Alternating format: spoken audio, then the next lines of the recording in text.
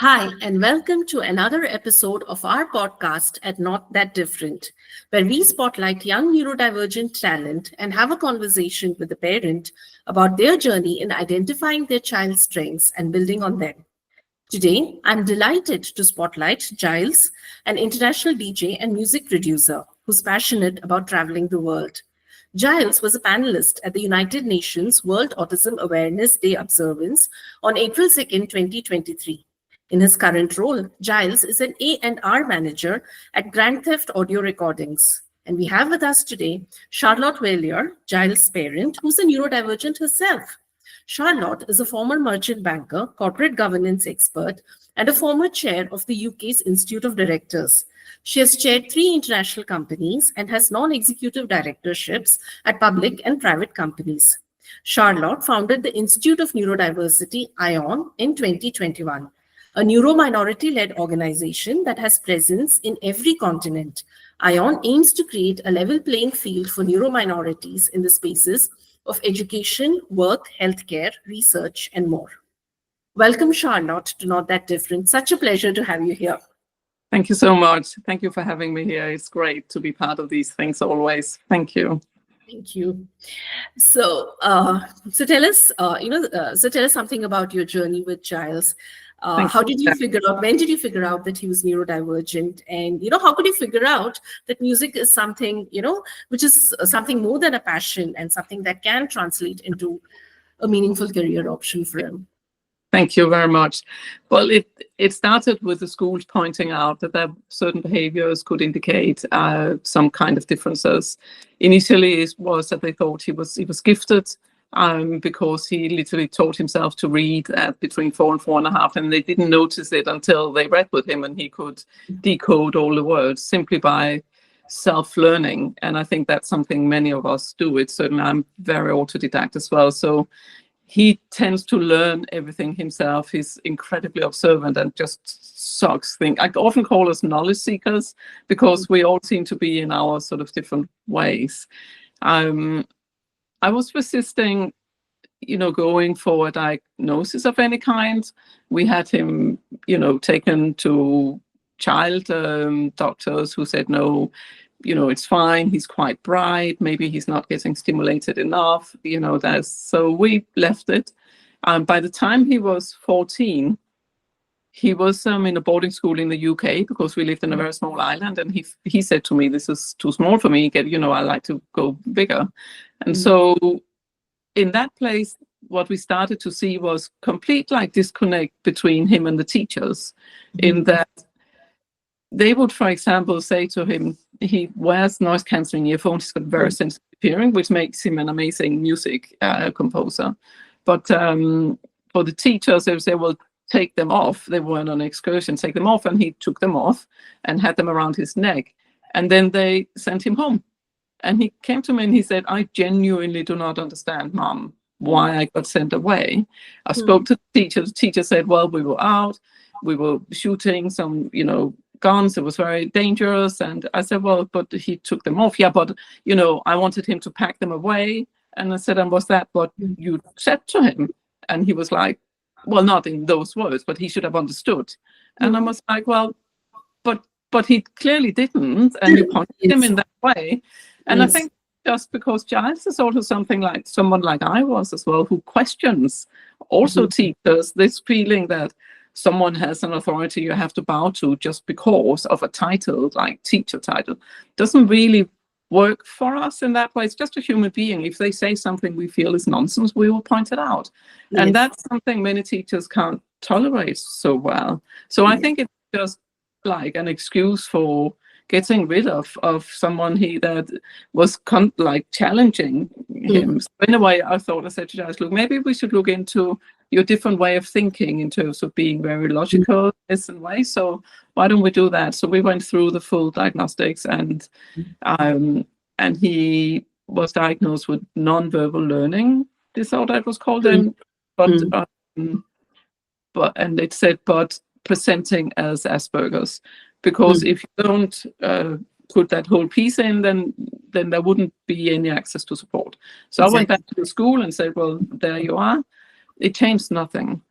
It literally changed nothing. I paid for the psychologists to come and train the teachers in how to work with autism and stuff like that. Changed nothing. They simply couldn't get their head around it. And in the end, we had a very unfortunate situation with the school overall, and Giles left before time. And so we found different routes for him to get educated, because what's important for us is that we love what we do. And I always what I do, and I always wanted my children to love what they do. So that was one point I always pressed on. For a couple of years, he traveled around the world with a Danish group. He, did some work for me within my company. He did different things. And at 19, he started a foundation course in Cambridge College for Visual Art, which really, so it was a 2-year course that could give him access to university. And he did that. He came out with distinction across everything, and then had 5 university offers. So things ended up well in the end, but it could have not ended up gone either ways. Yes. You have to be incredibly flexible as a parent, I think, and you probably experience that yourself, and all parents with neurominority children will experience that. Yes. I didn't at the time know that I was autistic myself until my friends pointed it out, and then got the diagnosis over some years and this, and I just felt that I intuitively understood where Giles was coming from. Obviously, of course, I was the same myself. So it's just I felt that we needed to continue to explore lots of different things until something stuck, right? And I think it's also about just getting us to survive the teenage years, right? I mean, I had an incredible difficult teenage time, and all teenagers have an incredible difficult time. But if you're at the same time excluded and misunderstood, it just makes teenage years even more difficult. So I think very challenging. Yes, it really does. And parents with teenage neurominority children, you really got to give those children a break. You got to allow some flexibility, maybe beyond what your other children who might not neurominorities, but you got to have some wider, and then explain it within the siblings. There's different boundaries for different children, and that's how it is, because we function in different ways, right? So I tried to work with that. It was not always working. Sometimes my other children would go, "Oh, why can he do this and I can't do that?" and blah blah blah. And so we just had to keep explaining things. And he's 25 now. He's in the final year of his degree. Wants to do a master's next year in music business, and it's all going well. He's in a really good place now. But it was not because of help from the schools, right? Or society, or the systems. Yes. There were nowhere to turn. There was not a community of us that we could go to and talk to other people. There's nowhere. I tried the local autism organization, and they only dealt with young children, under 10. Yes. And there was nothing for adults, nothing for teenagers. I was just not good enough, right? Absolutely. I think it's this is something a lot of parents here in India need to sort of hear, this narrative, because a lot of us out here in India believe that here we don't have access to services, and a diagnosis can mean, nothing. If anything, the diagnosis is just going to take away the opportunities, because then people are going to turn around and say, hey, you know what? As a school, we are not trained to work with a child who's autistic. Yeah. So parents avoid diagnosis for that reason. And parents also somehow have this impression, that outside of India, it's a lot better. But all that you just told me, it's very relatable, and that's precisely what happens even in India. For a child who has a diagnosis in early childhood, can struggle through school. Schools can make life very difficult for such a child. They can come back and complain to the parents every single day until the parent is forced to pull the child out of the school system. That's right. And you kind of reach a point where you don't know what to do, and it falls on you as a parent, to figure out what to do. And it's so, because you love your child so much, it's so frustrating not to see your child happy, right? And with a plan and going forward. And I think it's just, you've got to have a really flexible mindset. But this is where it's so important that we also have, smaller groups of parents with experience that's been through it, or that's in it, and we learn from each other. My whole idea with ION was to get a whole world of mesh of little neurodiversity networks where we learn from each other and we hear from each other. because you're so alone. I felt so alone. I had literally nowhere to turn at all to get support. Even when I was diagnosed, when my son was diagnosed, there was no aftercare. I tried to get it, nobody responded, nobody cared, right?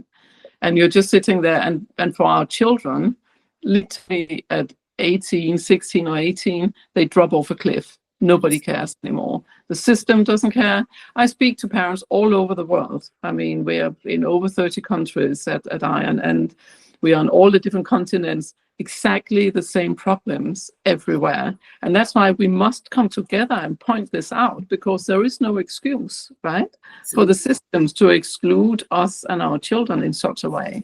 And we have an opportunity to change it for our grandchildren, our great-grandchildren, because let's face it, it's very genetic, right? It's very genetic, yes. Even if they can't find a gene, right? I mean, my family has so much neurodiversity within the family, and the more we know about it, the more people come up and go, you too. And you know, my late father was autistic. His sister is now saying, I really think your father as a child was very different. He was laying behind doors, and they didn't quite know what to do with him. I was super different to my 3 siblings. When I told them I think I'm autistic, they just all went, yeah, right? And so I think maybe with my 3 children, we've grown up in a family that is quite neurodiverse generally. So, and we have awareness. Awareness is everything, right? So that we have more flexibility between us, and my other 2 children can very easily recognize different neurotypes on this, because we've talked so much openly about. And I think that's another thing. Don't try to keep things hidden, because it's impossible.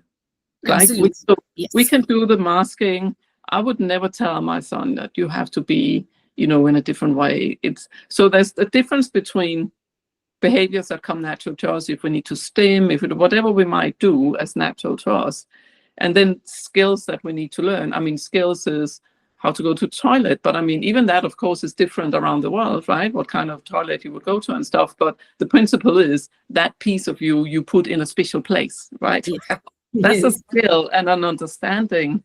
That's very different to try to make us be more normal. I don't like that word, but trying to train us to be something we are not is just not. It's very damaging. I'm also speaking to young adults that has been through significant ABA training, so applied behavior analysis, where they will have many hours a week for years in, you know, having to sit on their hands so they don't, you know, stim, flap, or anything that who are we doing it for? You know, other people who doesn't like to see us do whatever we do. It's ridiculous. Why do we have to shape ourselves so other people are happy? But of course, as a parent, we would often think, well, so that you can be more included, right? But I was like, the first 12 years, pretty much not speaking at all. I was incredibly shy. I wouldn't look at anyone's faces. I just minded my own business.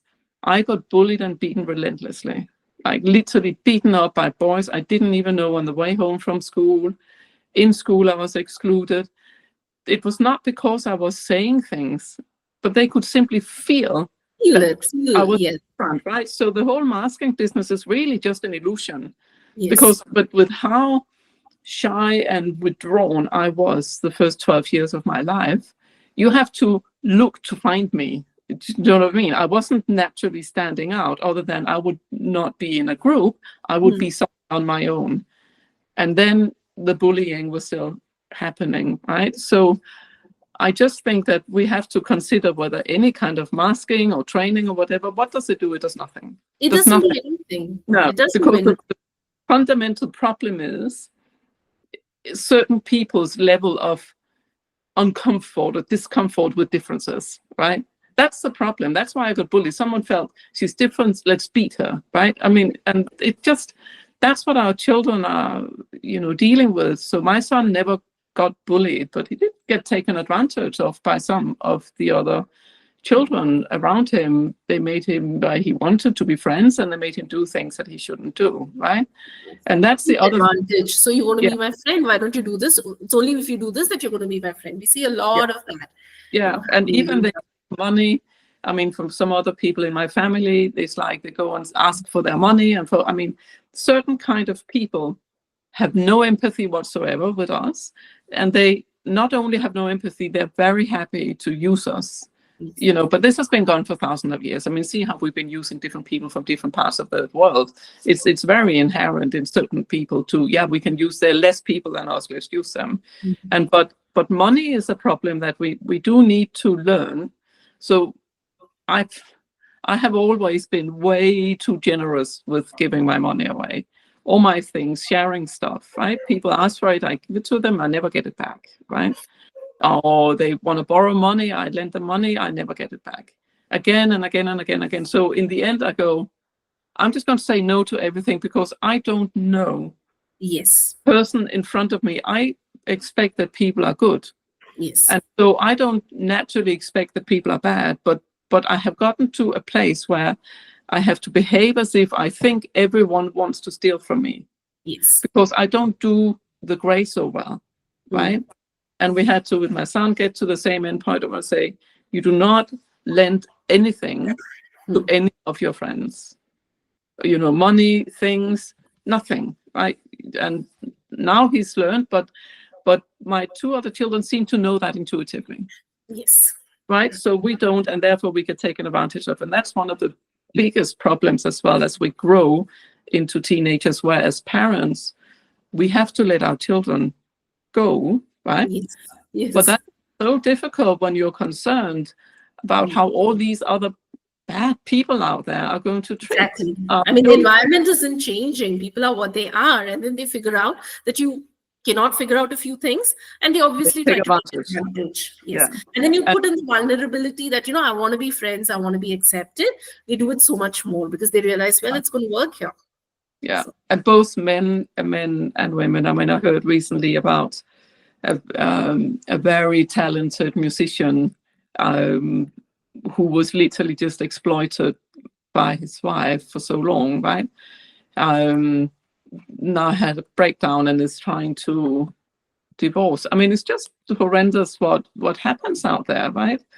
And how happy some people are to be like parasites, right? And that is, I like to have some spotlight on that, because some people need to look at themselves and go, am I one of those? Like, oh, well, if they want to give me money, why wouldn't I take it? Because it's not right. That's why. And it's not yours. And it's not right. You go and make your own money, right? You're an adult. Go and work and make your own money. Don't suck off other people's pockets, right? I think that I like more spotlight on that, but it might not help. What we need to be wary of with our children is to actually just teach our children that people are not all good. Yes. And therefore we have to put some black and white boundaries to what is okay and what is not. Especially girls can be very much at risk of sexual abuse. And I have heard about a number of autistic girls from around the world having been date raped, like where they were just in the early, never having had a relationship before, early stages. It's very scary. I know warning signs. We're talking about this, so we just want to make sure people are aware this is uncomfortable. But we have to talk about those risks, but we have to not turn it into wrapping our children in cotton wool, because one day we are not here, and that's also our biggest fear, right? So we have to make them resilient, and sometimes resilience can only happen through mistakes and through being treated badly. But it's so painful to watch your child being treated badly, to watch your child go through this cycle of being taken advantage of, just because they belong. Only way they learn. And if we try to protect them, they will turn against us, because they will feel upset that we're holding them back, because they don't know what we are trying to protect them from, right? And we have to be brave as parents to allow a level of allowing them to have bad experiences, right? It's my bad experiences that has taught me the most. Some of them has also left some trauma behind, but I can work on that. But if I never learned, I wouldn't have grown into who I am, right? Yes. I mean, this is something, a lot of conversation happens even out here in India. What after us, right? And, especially where the support needs are higher, I think the vulnerabilities are also higher. So, yeah, I mean, it's a question mark. A lot of parents are still trying to figure out what after us. But we have to, because everyone is different. Every one of our children are different. They have different personalities. They're born with different personalities. Certain traits might be the same, but every child has different solutions to how they build resilience, how they do this, how they do that. And we just, as I said, just got to keep an incredibly open and flexible mind. Yes. If we think it's a straight road, let's just make that clear. It's not. It will never be a straight road. No. And I think in the Indian context, it's also a wake-up call, I think, to most parents, that protecting, being overprotective and not allowing your child to have certain experiences is certainly not going to solve your, all this question mark that you have in your mind about what after us. No, it's not. So the things I feel that gives us more comfort is allowing our children to experience the world for its good and its bad. Be there for them with unconditional love for who they are when something bad happens, and be super excited when they make good life decisions for themselves. Because when we make decisions for them, it's disempowering. And what we are actually indirectly saying is, I don't trust you to be able to make a decision for yourself, so I'm now making it for you. You remember, imagine if we have been told that all our lives. In the end, we make no decisions. And what is slightly scary is that some of the people I've spoken to who had excessive ABA seem to be struggling with standing up for themselves and making decisions because they've been forced into behaving in a way that other people tell them to do. So they don't make their own decision about their own behaviors. And so at 30-year-old, some of them cannot make a decision for themselves. Then you have literally, unnecessarily so, in a quest to make them more normal, taken away their power to make decisions for themselves, which is how they're going to survive the day that we are not here, right? Yes. So do you really want to take away that power from your child? And it starts early on, allowing them. I always gave my children a range of things, saying, you can do what you want within this framework. And then there were decisions they make that were quite different, but they were all safe. So that's how you start, right? Yes. And then slowly you open up the framework and the world in which they can make decisions. So by the time they're 18, you have hopefully reached a place where they can look at the world, look at the options and make their own decision. Maybe ask, what do you think, Mom? And we can say what we think, but say in the end of the day, it's your life decision. So my children, all of them now, are talking about being happy with their life decisions. I didn't direct them to a specific university because it doesn't matter. Any university you want is fine. I mean, if we're too hip, focused on you must go to Oxford or Cambridge, that's the thing that can destroy our child, right? Yes. Those expectations that it must be the best or it's no good. Let them find their own way. Let's face it, anyone can go to Oxford or Cambridge later in life. Because as a mature student, if you have the money to pay for it, you can get anything from it, right? So let's not be so crazed out about, which university. Let the child decide where they want to be. And because by that time, actually, they're not a child anymore. They're like young adults, right? Yes. So I think there's lots of places where I see parents be too directive and too controlling. And it's that university or nothing.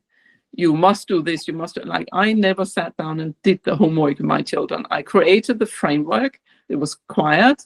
There was a table to sit in a quiet room, and says, you spend an hour, you come from school, you do your homework, and after that you can play. So the only thing was, don't play until you finish your homework. Sometimes they finish it in school, but I would not sit with them and do it. I said to them, you finished it? They said, yes, I trust them. And off they go.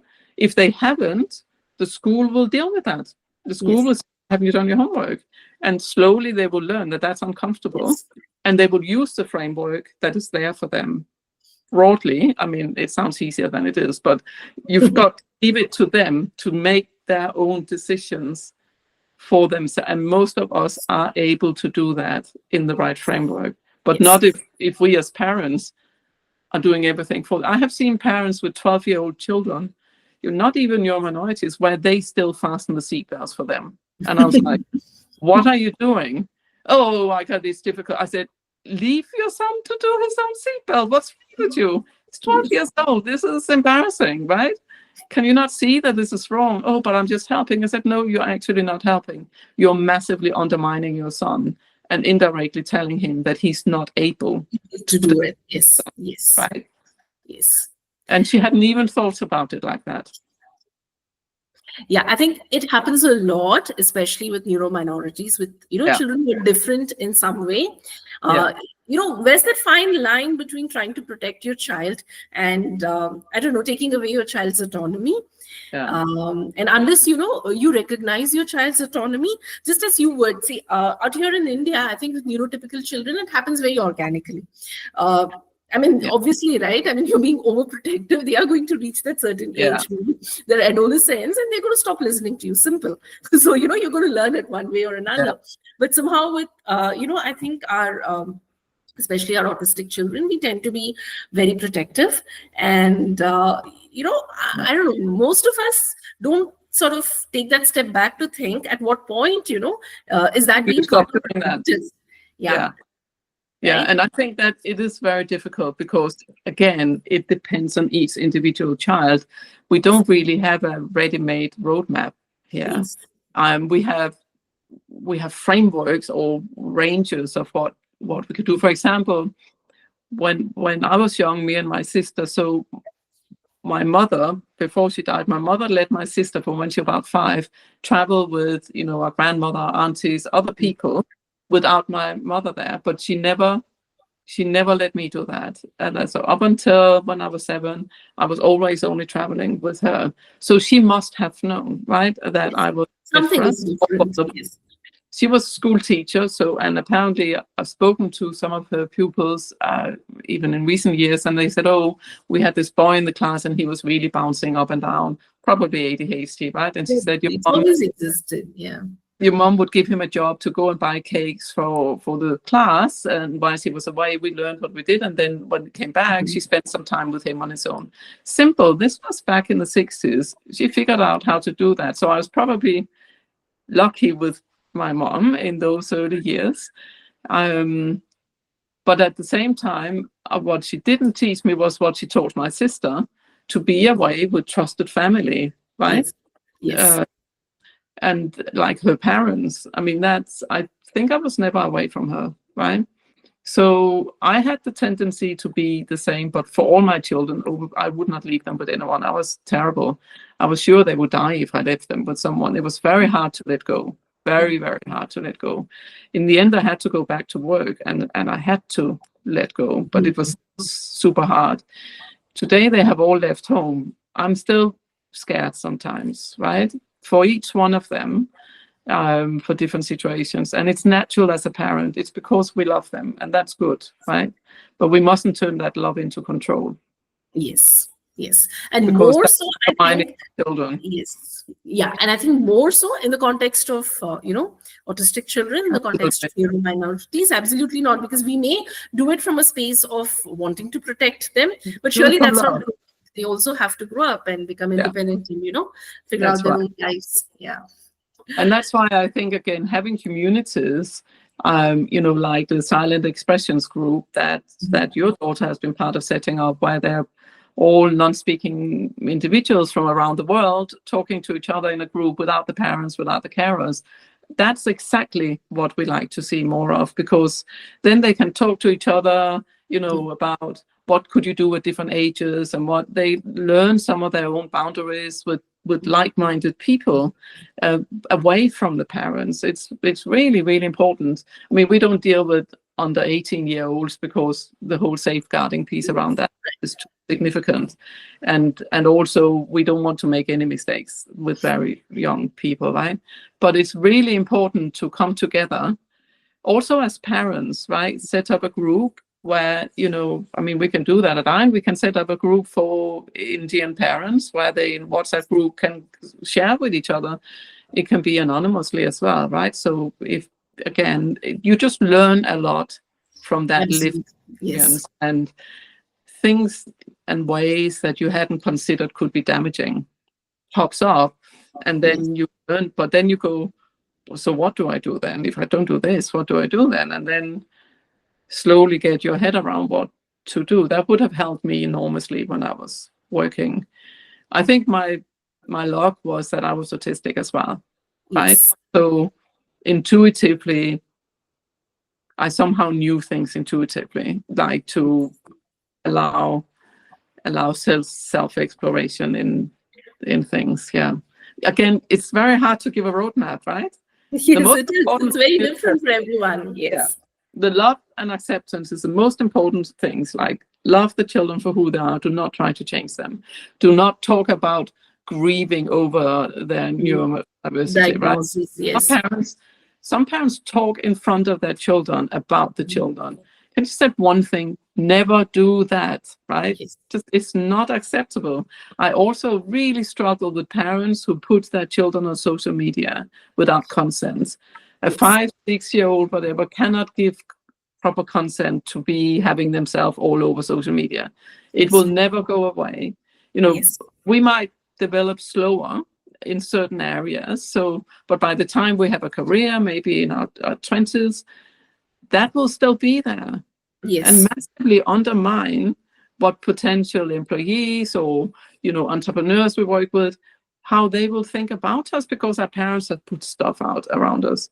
Yes. In most laws, in most countries, children are fully protected under the privacy laws.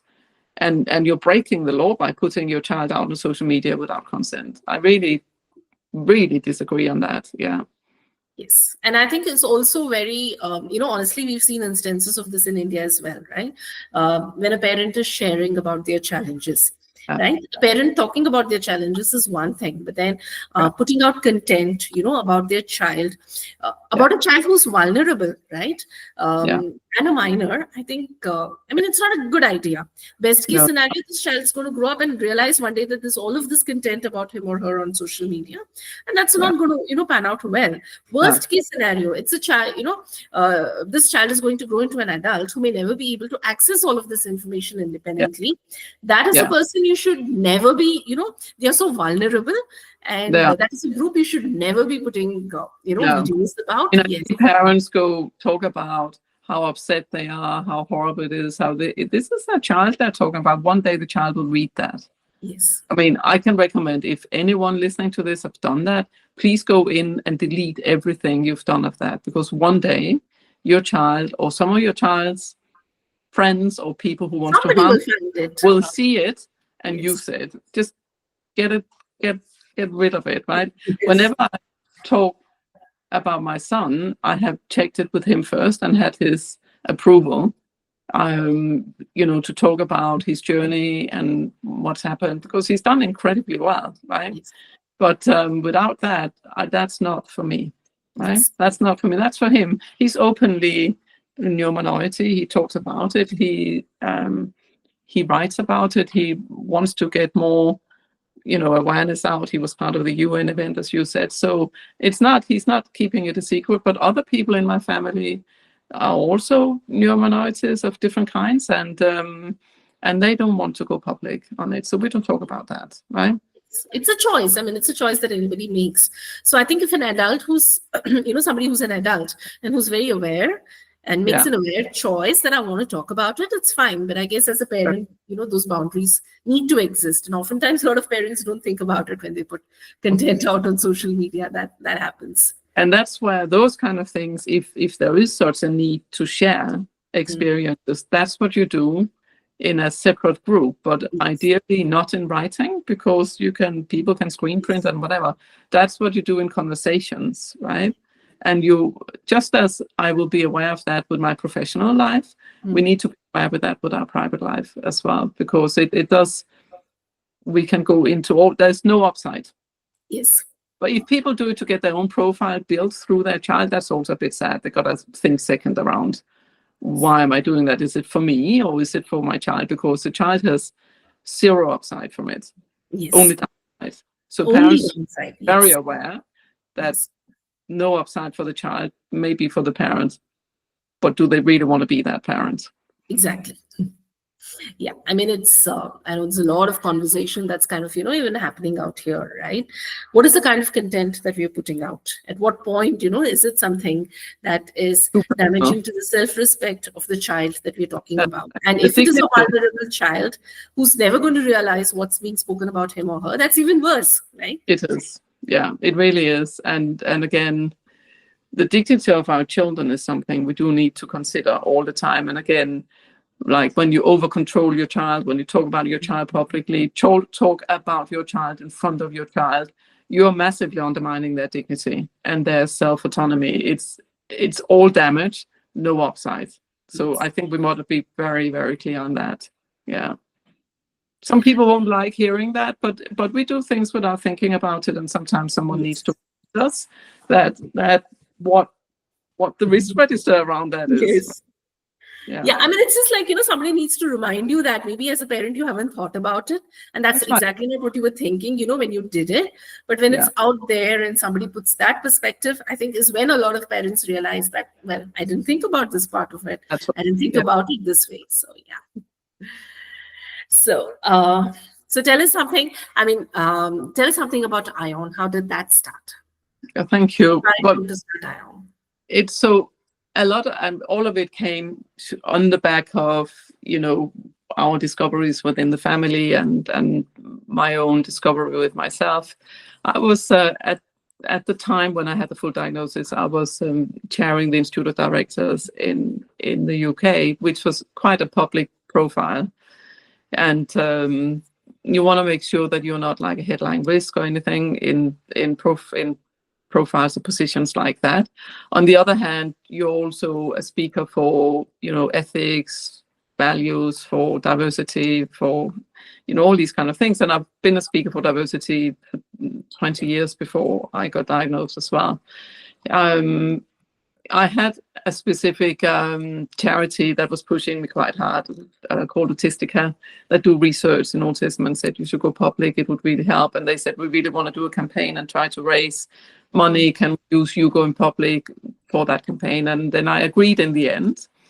And the campaign was a lot bigger than I had envisaged. So they really pushed the boat out. And I was on Sky News and all over national papers. It was quite overwhelming. But what it meant is I had hundreds of emails. I had so many people contacting me over LinkedIn, over Facebook, everywhere. And all of them also autistic. Some of them directors I've known for years, but never thought they were also. And they all, said to me, I'm also autistic. I would never have the courage to do this. They know the downside. Again, there's no real upside, but unlimited downside. Yes. I could lose all my work, all my income, all my board positions, everything on that, depending on how hard people are having biases against me and autism, right? So anyway, with a number of them, I said, look, I've been thinking of putting an organization together that can bring us together, because clearly there's a lot more of us than what meets the eye. And because all these people contacting me were not part of the public, statistics and none of that. All the statistics are wrong when you bring the entire community together. And that became so important for me to prove, because when I read all those books 20 years ago, it was like, 87% unemployed, 60% commit suicide. I mean, the whole thing was horrendous. I'm just like, wow, like a death sentence. It's ridiculous. All misunderstood and or just not seeing the full scale of who we are. Yes. And that we go across the full spectrum of human diversity that exists in its amazing ways. And that was just not, we were pigeonholed into a small kind of, slightly Rain Man style was what people. So when I say I'm autistic, it's like people look at me and say, oh, you don't look like a female Rain Man. So, and they say, you don't look autistic. And I was like, talk to me about what autism looks like. I'm interested. And then, of course, they can't, but they start being embarrassed. And it's like, it all goes a bit pear-shaped, because they're not willing to see the whole variety of us. But we have just as much breadth in our diversity within our community as in the majority community, right? And that should be understood, but it wasn't. Anyway, so we started a handful, we're 8 8 neurominorities that started, many of us autistic, ADHD, dyslexic, dyspraxic. I mean, we had a bit of everything going on. And then we launched it 3 years ago, October 3 years ago.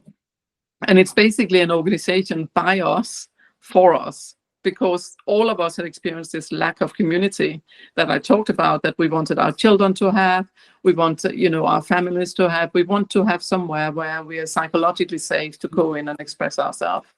And that's what we're hoping that Iron can be. We had a major vision of let's gather 1 million people by the end of 2025. It was a big vision, probably not happening, but in 100 countries could happen. As we're working very hard to build countries. India was one of the first countries who came in with us, and that was amazing. And it's quite a solid group that are doing good things all the time to bring more awareness. But India is such a vast country. Yes. Probably we should have one sort of a master group, and then I don't know how many regions India is split into, but each region should have an Iron. And then you get the country covered, and you can drive policy and changes to systems and minds across all of the country. You're so one of the world's biggest countries, right? So yes, the most populous country, and obviously, autism, neurodiversity. The statistics clearly are not representative of the numbers that are actually out there. Yes, no. I think it's that's also. Assume that we are at 20% when you bring, minimum, it could be more, when you bring together ADHD, autism, dyslexia, dyspraxia, Tourette's, all even just the more major ones, we are at least hitting 20%. It could be 40. Apparently, some people have done some insights into younger generations, and about 50% of Gen Z identify as neurominorities, which is quite staggering, but maybe we're closer to the right numbers in that. Probably, yes. I mean, it just goes to say that I think, this is a diversity that's always existed. I think over the years, we've just defined it in a very narrow manner. We've understood in a very segmented medical, way. But there's like a lot more happening out there. And absolutely.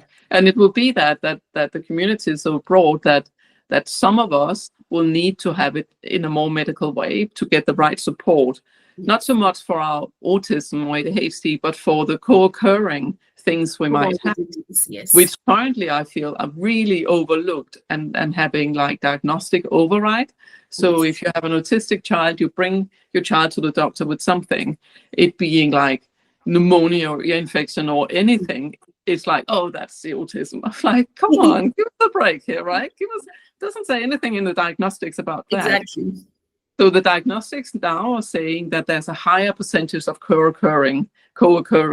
Well, but of course there is, if that is the group that you have decided we are, and actually I have heard many people who doesn't have co-occurring conditions being told by doctors, then I won't give you a diagnosis. And that's even, I mean, and you why go, not? okay, well, because you have to suffer to get a medical diagnosis. That's where they come from. So I was like, well, then we have to create something that's like a verification of a different mindset, right? Where people can say, well, yeah, I don't have any co-occurring conditions, but all of us, because we are still different, right? Our experience, what I experienced, bullying, exclusion, all of that, right? Difficulty, lack of empathy towards our way of being, all of that, communication going like this instead of this. So we are disenabled still, and we need protection. So I think in the UK, you have something called protected characteristics. There's a big group called disability, which neurodiversity can sort of fall under. But most like dyslexic people, for example, will not identify as disabled. Not because they have a problem with disabled, it's just they don't feel disabled. I'm dealing with the reading bit, right? But they have this amazing different way of thinking and seeing things as well, which is extraordinary. So again, not recognized enough.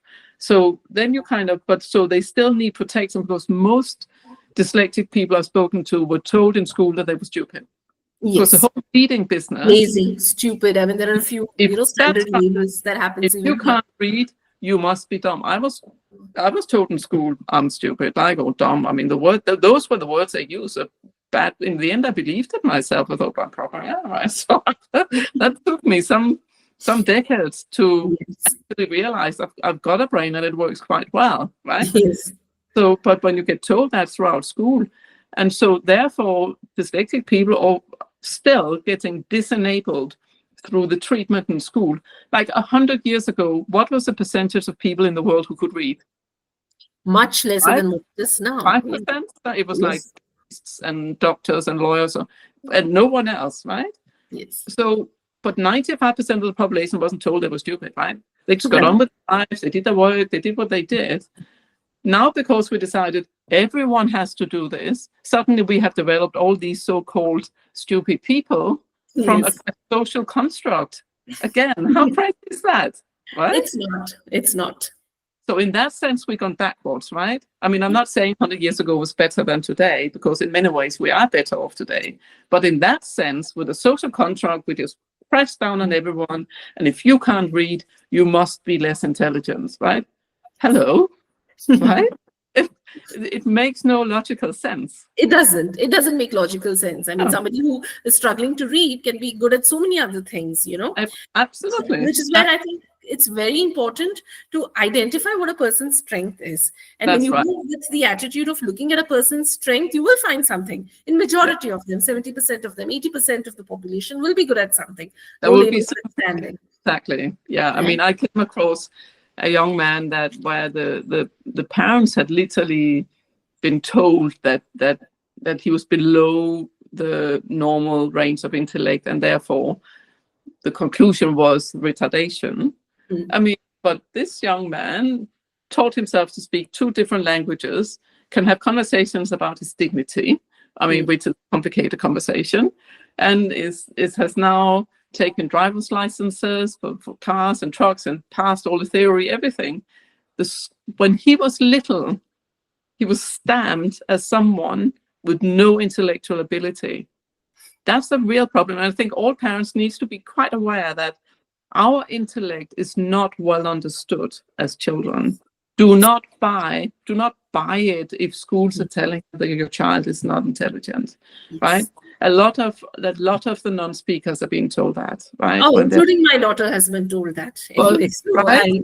I think so. And look at the brain she has, right? I mean, crazy. You just go, how dare you? How dare you come out with your fancy Meditalk or whatever, right? And then stamp our child as someone who has zero, intellect or anything. I did hear as well from a number of non-speakers that they get infantilized so much from the world around them. It's like literally treated like children. Unacceptable. I mean, I have the most amazing conversations with Aditi. I mean, and it's we work at the same level. She's so young, but she's so mature in her head, right? And I don't make any modifications to how I write to her, because it's not you. I shouldn't. Why? It didn't even occur to me that do you know what I mean? It's just like, and that's what we need the world to get to, right? Yes. I think, this whole definition of IQ, at least out here in India, it's very clinical.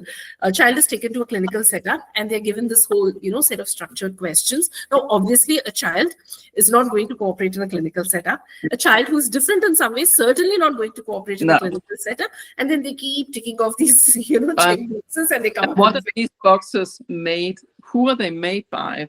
The neurotypicals? Who are they made for?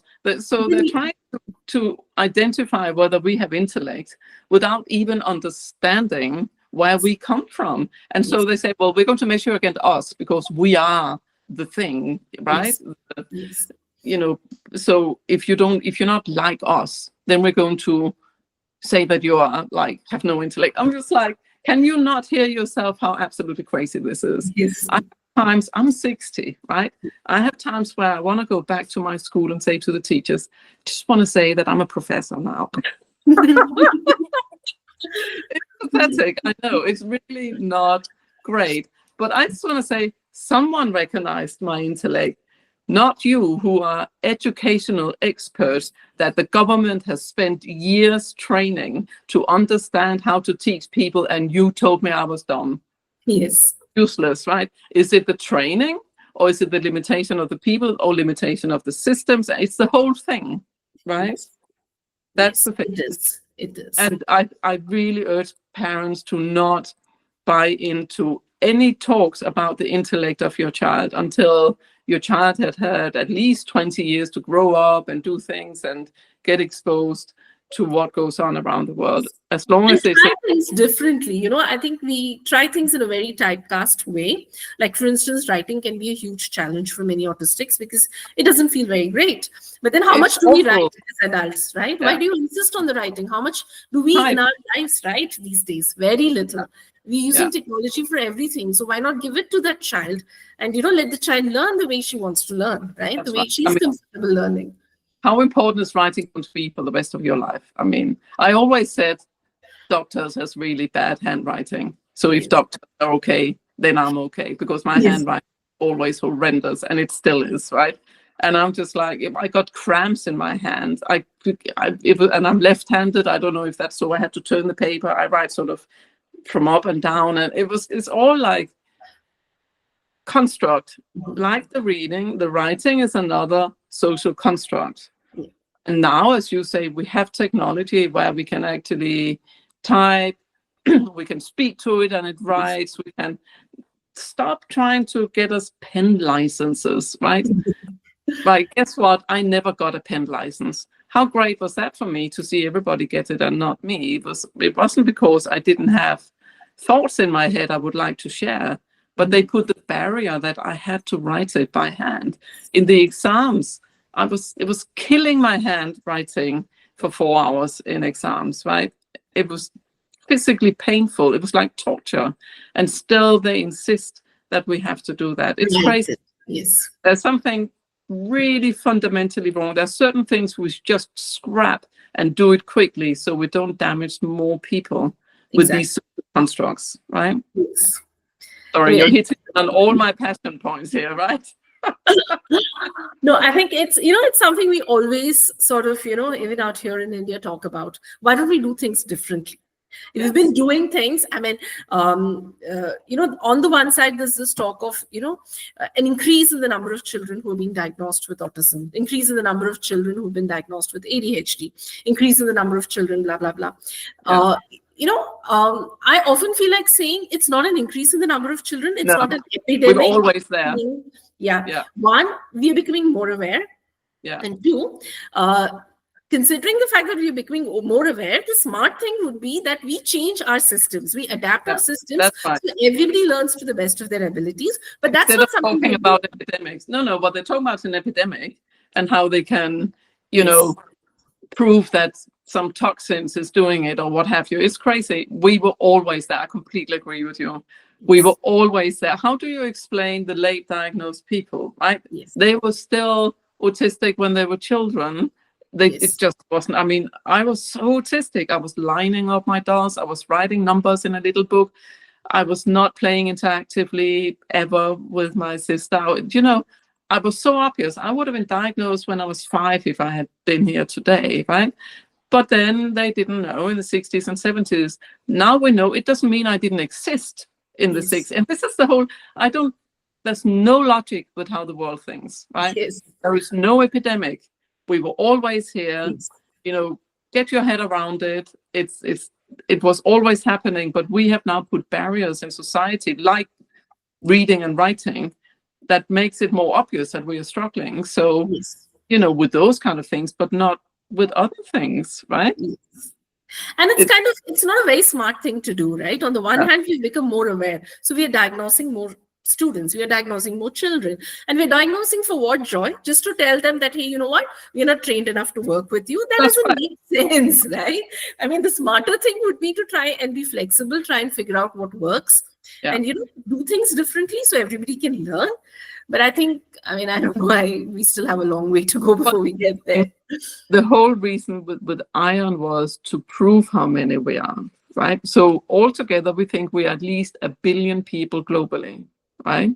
So 1 million would be a small percentage of what we truly are. But if we can get 1 million people, even now we are to over 25,000, even now we are being listened to more as an organization representing all of us. When you bring people together, you will be listened to. Individually, like divide and conquer, there's a reason we call it divide and conquer. When we are just one, child and two parents, we have no power at all. We can push and talk, and it doesn't work. It's when we come together and do it together. That's why we recently launched a global letter to schools, like an open letter to schools that the parents can take down and go, here's an organization, you have a problem with my child. I just want to say we're a member of this organization. We're not alone. We are thousands of people around the world. We're looking intensely at this. There's free resources you can get here. They can sign up as a free corporate member. It costs them nothing. They get the pledge. They get a direction to how to be more new inclusive, and they get information from us, straight from us. They don't have to ask, people who are not autistic or ADHD. They need information from us on what it means to be that. And that's what Iron is gathering from all over the world. And if schools are serious about knowing something, they need to be part of that community and continue to see the news that are coming through, because we are at the forefront of the changes in this whole neurodiversity piece, right? And we are doing it as much as we can for free. We want the schools to change. We want this information to be out there to change minds and systems, right? And offering it at no cost is one way. No, so maybe they don't care to read it, but if they know they're in front of parents that say, as it says in the letter, we're looking after our community. If we need to go in and write letters to schools, we can. We can do it, yes. Do they want that? Do they want one? We would send one to the government at the same time to say we're sending a letter to this school because there's a problem with our community there. Do they want that? That's what we can do when we come together. We prefer not to. We prefer to offer resources, to offer help, to offer insight, and they will then use that to broaden the way they treat people so that we can all be included. Because right now, the little box is very exclusive. It is. And we are not part of that exclusivity. We are second-hand citizens compared to the little exclusive box. And that box should not be there. Yes. Definitely should not be there. At least when you're talking about access to basic things like education. That's right. Human right. It's a human right. Yes. Literally human rights issues, right? Equal access to education, equal access to healthcare. I heard in England, there was a couple of years ago an article in a paper about a young autistic man who had kidney failure. And he's really struggled with the dialysis. It's uncomfortable and needles and stuff. And so they were trying to pin him down on this. I don't know why they were not just trying to sedate him a bit, but it seems not. In the end, the doctor said, we don't want to do this. We're just putting him on palliative care. He was 16 years old. And because he was autistic, and it said in the paper, he will not go on the donor list anyway because he's autistic. Bang, right there, against human rights. Yes. So we will not get, I'm diagnosed autistic, I can never get a donor transplant because I'm autistic, because my life is not worth saving. That's kind of shocking. This is the UK, Manchester. You can literally Google it, young man, Manchester, autism, kidney, and you will see the articles come up, right? So every country has their issues, right? Of course, the doctor could have been, misquoted, but somehow I'm not so sure he was. yes. Literally, they think there's some people that are worth saving and there's some people that are not, right? Yes. And they make those choices. And apparently, being autistic is in one of the choices of not worth rescuing. That's kind of, it's covering. It's certainly, it's very unacceptable, which also kind of brings me, to this thing where, again, right, people with high support needs could have a lot of medical conditions, could have a lot of comorbidities, but sadly, everything gets brushed under the, carpet of sensory issues. So every time you go and say, my child is autistic, but my child, has been unwell and is not able to express or whatever else. So it's like, maybe they're in pain, but then because they, have sensory issues, they sense the pain so much more, that's all. So they don't get access to, the very basic medical services that they would have got had they not been autistic. That's right. And actually what the doctors can do is look at our sensory, because we have a broader sensory band, so we feel things more intensely. So we will know sooner that there's something wrong with us than your average human being. And that should be an advantage to Yes. learn about early stage, recognition of certain illnesses. I had the same with my son. I had to literally, he had pneumonia and they wouldn't accept it, but it was silent pneumonia. And it's like, in the end, well, that's nothing, here. It's not pneumonia. If you feel so adamant, you can go to the hospital. I took him to the hospital. His oxygen was down to 84, right? They instantly submitted him and kept him for a week.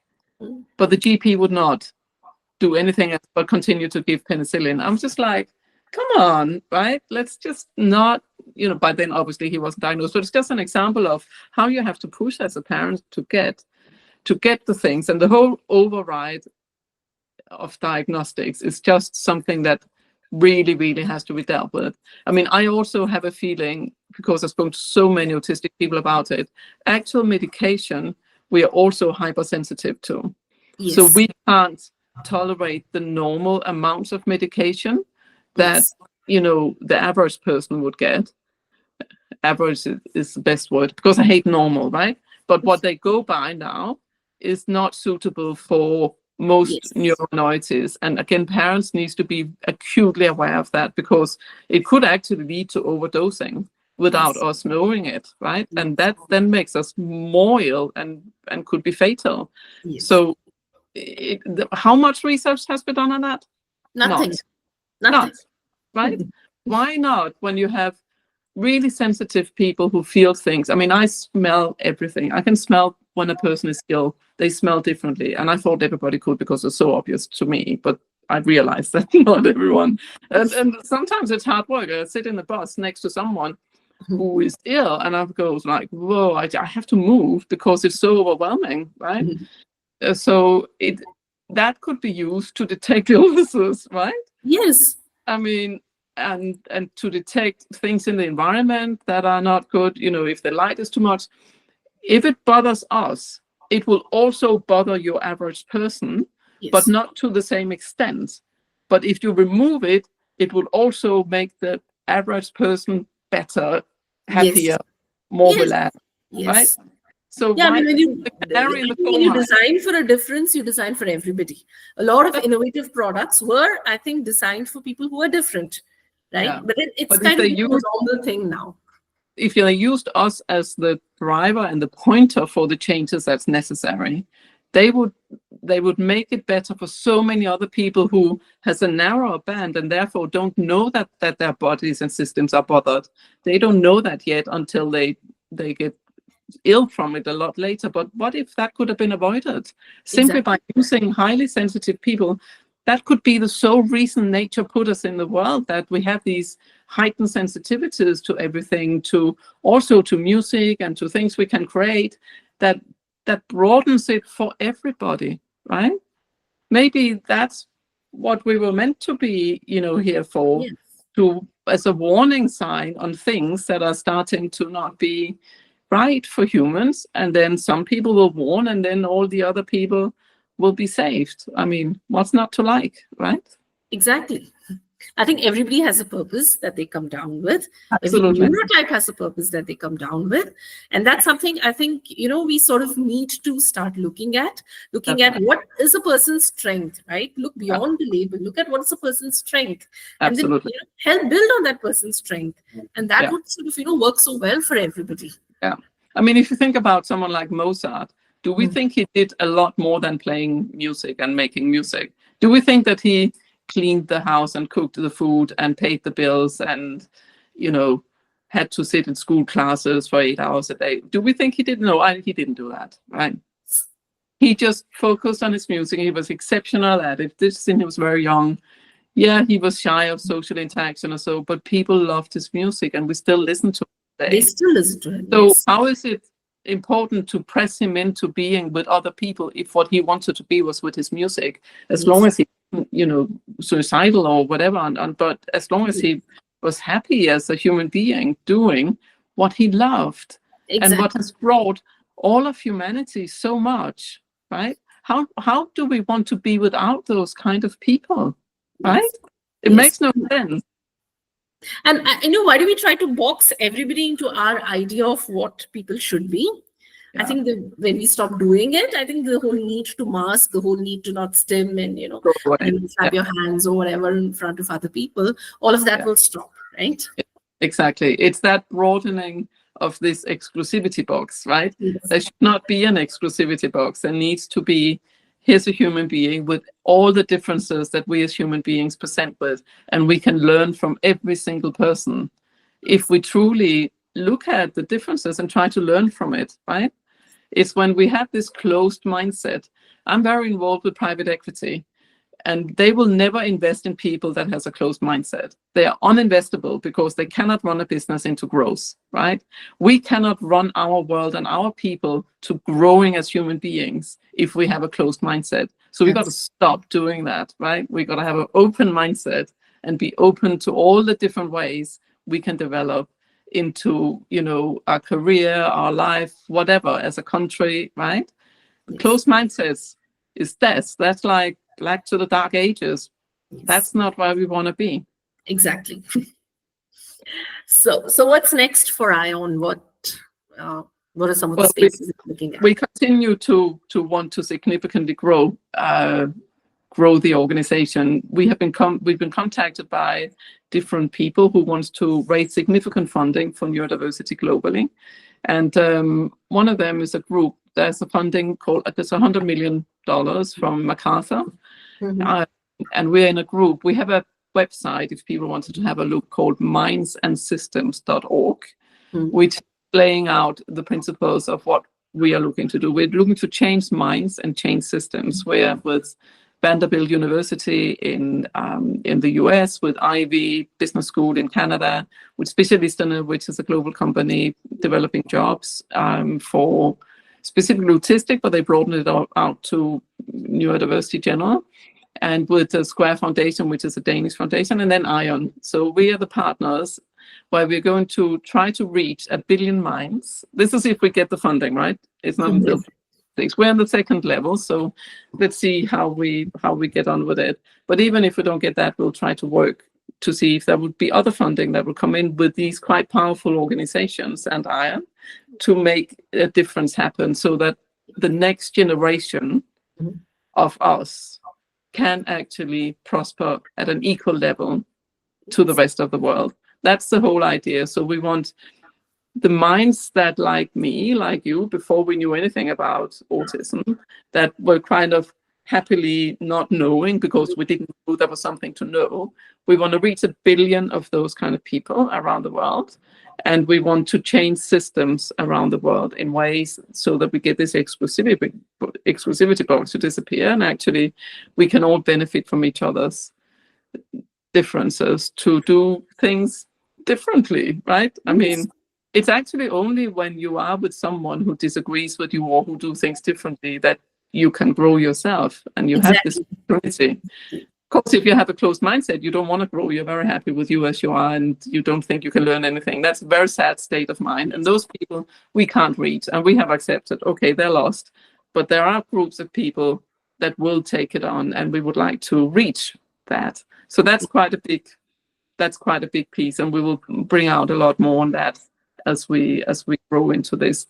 We'd love to have a global training platform where people can have access to a number of free sort of basic courses, and if they want more, then they can buy some, and that will underpin the work of ION in the different countries. So that right now we are almost all volunteers, and it would be good to be able to create jobs also for neurominorities through ION. So as money comes in, we will bring neurominorities in to fulfill the different jobs. So lots of impact, and it's very exciting, and it's great to speak to people all over the world. It really is. Yes. It was lovely talking to you, and I'm sure this is a lot of insight, for a lot of parents out there, a lot of neurotypical parents like me out there, to, get the perspective of a person who's neurodivergent herself and a parent to a neurodivergent. Thank you. It's lovely talking to you. Thank you so much for agreeing to do this. Thank you so much for having me. Thank you so much for everything you do. You're a great role model yourself on how to get things right. So I hope a lot of parents are listening to you too. Yeah, I mean, I guess it's just, you're out there and you've got to figure out what to do.